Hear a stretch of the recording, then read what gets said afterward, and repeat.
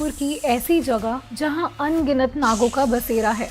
ऐसा माना जाता है कि जंगल के बीचों बीच एक शिवजी का छोटा सा मंदिर है और उसी मंदिर के नीचे है एक रहस्यमयी गुफा।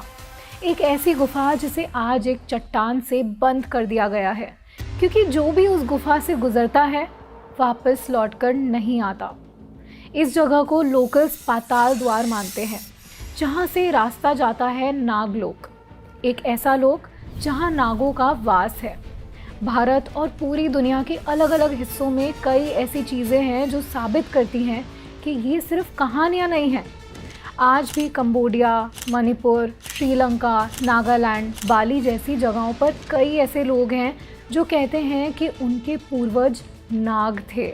नागों को बहुत दिव्य माना जाता है और इनकी पूजा की जाती है। हमारे पुराणों में नागों से जुड़ी कई कहानियां हैं जो नागों के महत्व को समझाती हैं। तमिलनाडु में वलियमपराई केव्स पर काफ़ी सारे छोटे छोटे पत्थर के घर बने हुए हैं। लोकल लोगों का कहना है कि सदियों पहले एक प्रजाति के लोग यहाँ आए थे और हमारे साथ रहते थे। पौराणिक कथाओं के अनुसार नागों के पास बहुत सिद्धि और धन होता था। वो इंसानों के साथ ही रहते थे और उन्हें अपना ज्ञान दिया करते थे, ब्रह्मांड का ज्ञान, प्रथाओं का ज्ञान और जीवन चक्र का ज्ञान। विष्णु पुराण के अनुसार ऋषि कश्यप की कई पत्नियां थीं। उनकी हर पत्नी ने अलग अलग प्रजातियों को जन्म दिया था। उनकी पत्नी अदिति ने देवताओं को जन्म दिया था। उनकी एक पत्नी से असुरों का जन्म हुआ था, तो एक से पेड़ पौधों का। ऋषि कश्यप की पत्नियों में से देवी कद्रु को नागों की माता माना जाता था। अथर्ववेद में कहा गया है कि नाग प्रकृति के रक्षक होते हैं। वो नागलोक में वास करते हैं जहाँ सूरज की रोशनी नहीं पहुँचती, पर उनकी मणि की चमक से सारा लोक जगमगाता रहता है। महाभारत के संभव पर्व के अनुसार एक बार दुर्योधन ने गंगा के तट पर एक शिविर लगवाया। वहाँ कुश्ती, निशानेबाजी जैसे अलग अलग खेलों का आयोजन किया गया, पर हर खेल में भीम बड़ी ही आसानी से सभी कौरवों को हरा देते थे। ये बात दुर्योधन को बहुत खटक रही थी। वो भीम से जलने लगा, उससे घृणा करने लगा और इसी के चलते उसने एक षड्यंत्र रचा। उसे पता था भीम खाने के शौकीन है। उसने भीम के खाने में जहर मिला दिया, जिसे खाने के कुछ समय बाद ही उनकी मृत्यु हो गई। इसके बाद दुर्योधन ने उन्हें नदी में फेंक दिया। इस कहानी के अनुसार तब नाग ही थे जिन्होंने उनकी जान बचाई। वो उन्हें नागलोक ले गए, जहां उन्हें नागराज वासुकी ने 1000 हाथियों के बल का वरदान दिया और भीम और भी ज़्यादा शक्तिशाली बन गए। इसके अलावा जब महाभारत के युद्ध में अर्जुन ने पितामह भीष्म को बाड़ों की शैया पर लिटा दिया था, उसे देखकर उनकी माँ गंगा बहुत दुखी हुई थी। उन्होंने अर्जुन को ये श्राप दे दिया था कि उनकी मृत्यु अपने ही बेटे के हाथों होगी, और ऐसा ही हुआ।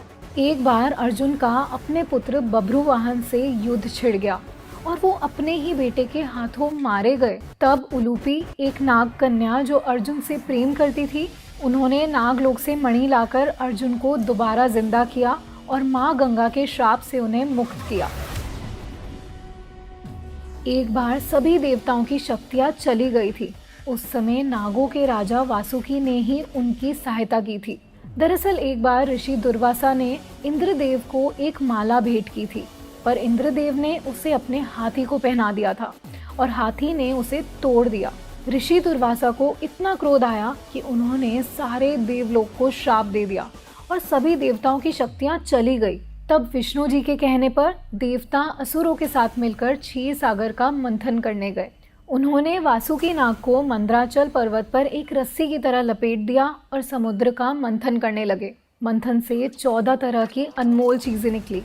उन सबसे अनमोल था अमृत। इस अमृत से देवताओं को उनकी शक्तियाँ वापस मिल गई और जो विष निकला था, शिवजी के साथ साथ वासुकी ने भी उसे पी लिया। इसी से प्रसन्न होकर शिवजी ने वासुकी को अपने गले में पहना। वासुकी को अपने गले में पहनकर महादेव ने उसे समय के चक्र से मुक्त कर दिया। इसलिए आज वासुकी को समय का रक्षक भी कहा जाता है।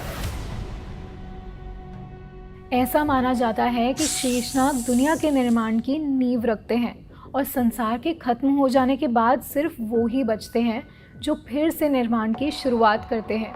इसलिए उन्हें अनंत भी कहा जाता है। भागवत पुराण के अनुसार एक बार शेषनाग अपने भाइयों के बुरे कर्मों से परेशान होकर उन्हें छोड़ हिमालय पर तप में लीन हो गए। जब ब्रह्मा जी ने उन्हें इतनी कठिन तपस्या करते हुए देखा और इसका कारण पूछा तो शेषनाग ने जवाब दिया कि वे अपने भाइयों की बुरी संगति से दूर रहना चाहते हैं और मानव जाति के भले के लिए कुछ करना चाहते हैं। शेषनाग की बातें सुनकर ब्रह्मा जी प्रसन्न हुए और उन्होंने शेषनाग को वरदान दिया। उन्होंने कहा कि धरती अपने पहाड़ों, जंगलों, समुद्र आदि के कारण बहुत असंतुलित है और हिलती रहती है, इसलिए शेषनाग धरती को अपने फन पर उठा लें ताकि धरती का संतुलन बना रहे। शेषनाग ने ऐसा ही किया। वो धरती के नीचे पाताल लोक में चले गए और धरती को अपने फन पर उठा लिया। उन्हीं की वजह से इस दुनिया में संतुलन बना हुआ है। यही कारण है कि भगवान विष्णु जो सृष्टि के कर्ता धर्ता हैं, वो शेषनाग पर वास करते हैं।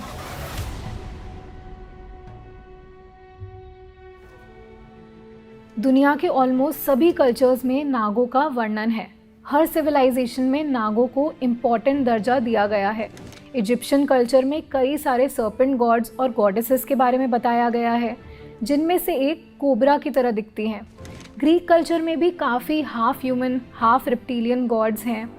माना जाता है कि चाइना में ड्रैगन्स का एवोल्यूशन भी नागों से ही हुआ था।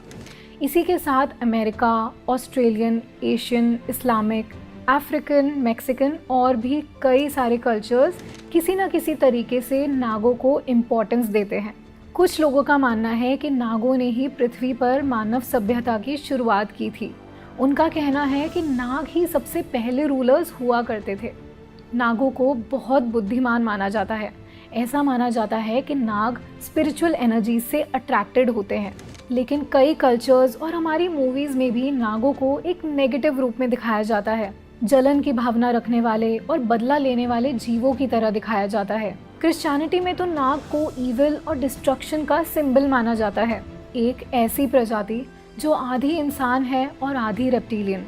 किसी की अपर बॉडी इंसान की है और लोअर बॉडी एक नाग की, किसी का सिर्फ सर नाग का है और शरीर इंसानों का। ऐसी कई अलग अलग तरीकों से नागों को दिखाया जाता है। आज भी नागों को एक बहुत ऊंचा दर्जा दिया जाता है। नाग पंचमी पर उनकी पूजा की जाती है। ऐसा माना जाता है कि किसी नाग को हानि पहुंचाना बहुत बुरी बात है।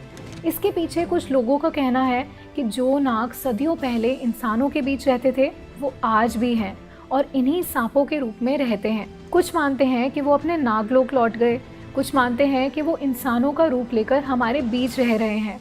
आपके इसके बारे में क्या थॉट्स हैं?